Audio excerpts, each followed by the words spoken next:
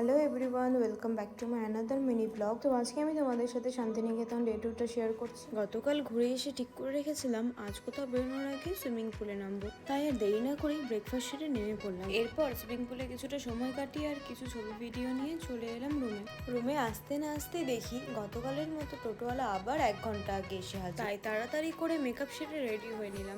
আর আমার মতো যারা শাড়ি পরতে জানে না তারাই একমাত্র জানে শাড়ি পরার কষ্টটা। প্রায় 1 যুগ পর আমার শাড়ি পরা কমপ্লিট, আর এই হচ্ছে আমার আজকের আউটফিট। তোমরা অবশ্যই জানিও কেমন লাগছে। তো চলো বেরিয়ে যাওয়া যাক প্রথম ডেস্টিনেশনের জন্য।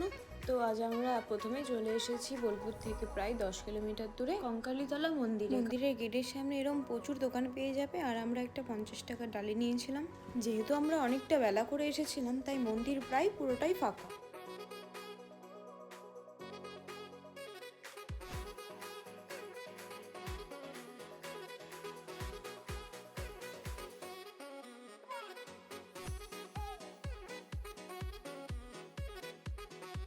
পুজো দিয়ে বেরিয়ে পড়লাম লাঞ্চের উদ্দেশ্যে। মন্দির থেকে ফেরার পথে পরে এই সুন্দর হেসেল। তোমাদের সুবিধের জন্য আমি নিচে নামটি দিয়ে দিয়েছি।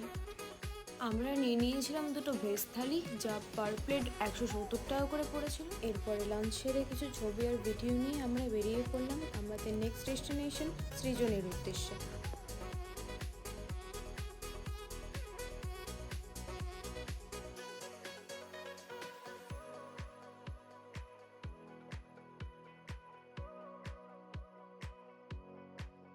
এরপর সৃজনী থেকে বেরিয়ে সোজা চলে এলাম সুরুল রাজবাড়ি। এরপর রাজবাড়িতে কিছুটা সময় কাটিয়ে চলে এলাম মার্কেটে।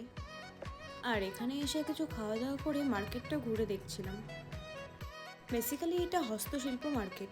আর এখানে আমার এই ব্যাগটা খুব পছন্দ হয়েছিল, যেটা আমি পারচেসও করেছিলাম মাত্র 200-এ।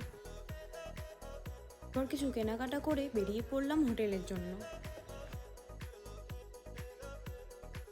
এই যে মিস্টার পেঙ্গুইন আমাকে ছেড়ে এগিয়ে চলে যাচ্ছিল। চলো আজকের মতো আমাদের ব্লগ এখানেই শেষ। দেখা হচ্ছে আবার নেক্সট ব্লগে। টাটা।